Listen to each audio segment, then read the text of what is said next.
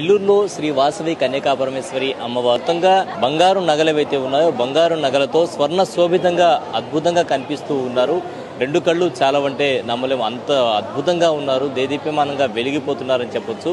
So ఈ నేపథ్యంలో మనతో కమిటీ మెంబర్ ఉన్నారు, వారిని అడుగుదాం. ఎన్ని నగలను వినియోగించారు, ఎన్ని కేజీల బంగారాన్ని అలంకరణ కోసం వాడారో తెలుసుకుందాం. ఎన్ని కేజీల బంగారాన్ని మొత్తంగా అలంకరణ కోసం వాడారు? జై వాసవి. ఈరోజు వాసవి కన్యకా పరమేశ్వరి అమ్మవారు సోనస్పేటలో వెలిచి ఉన్నారు.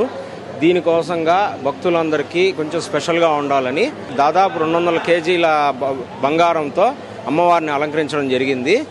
భక్తులు చాలా తరలి వస్తున్నారు ఉదయం నుంచి. పోయిన సంవత్సరం డబ్బు రూపేణా అమ్మవారిని గుడినంతా అలంకరించాము. ఈసారి ఇంకొంచెం స్పెషల్గా ఉండడానికి బంగారంతో అమ్మవారిని అలంకరించడం జరిగింది. అంటే 200 కేజీల బంగారాన్ని సేకరించడం అంటే చిన్న విషయం కాదు. ఎలా సేకరించారు? కేవలం నిజంగా చెప్పాలంటే ఆర్య వయస్సులు అందరి సంకల్పం అనుకున్నారు, సాధించారు.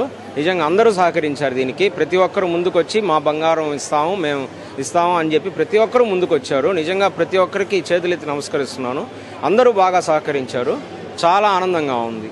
అదేవిధంగా సెక్యూరిటీ కూడా ప్రధాన సమస్యగా మారుతుంది. ఇంత 200 కేజీస్ గోల్డ్ అంటే సెక్యూరిటీ విషయం